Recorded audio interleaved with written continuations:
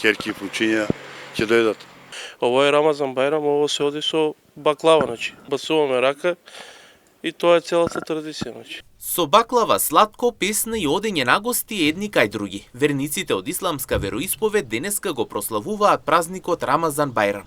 По завршувањето на месецот Рамазан, а со тоа и на постот, празникот се слави 3 дена.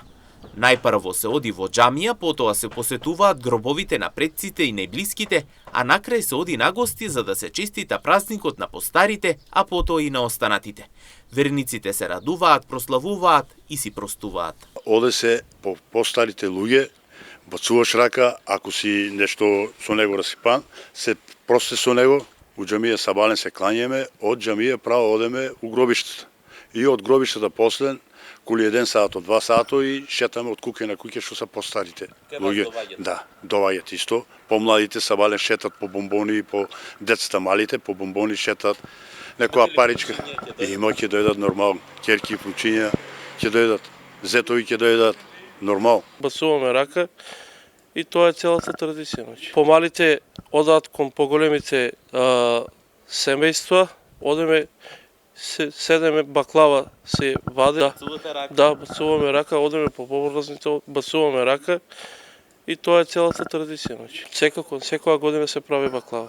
Но од друга страна празникот го почитуваат и христијаните. Пред камерите на М-нет телевизија велат дека и денеска си одат на гости, се почитуваат и си помагаат. Поштуваме се, онодуваме се. Луѓе се исто што. Па имам некои пријатели, одеме, така, добаѓаме. Поштувањето е најбитно. И верата не е битно од верата, само да се поштуваш и човек да се душа. Тоа исто. Пријател си е пријател. Тоа е. Одевме, доваѓа кај нас и на свадби се одевме заедно. На дајре, играј. Инаку помладите секогаш одат кај постарите, па така од утринава помладите ги посетуваат домовите во малото. На поздравот среќен Бајрам дечињата добиваат баклава, бомбони и пари. Рамазан, 9-тиот месец во исламскиот календар, се смета за месец на почетокот на објавата на Куранот. Ова е ден кога роднините се сретнуваат во благодет и внимание еден за друг.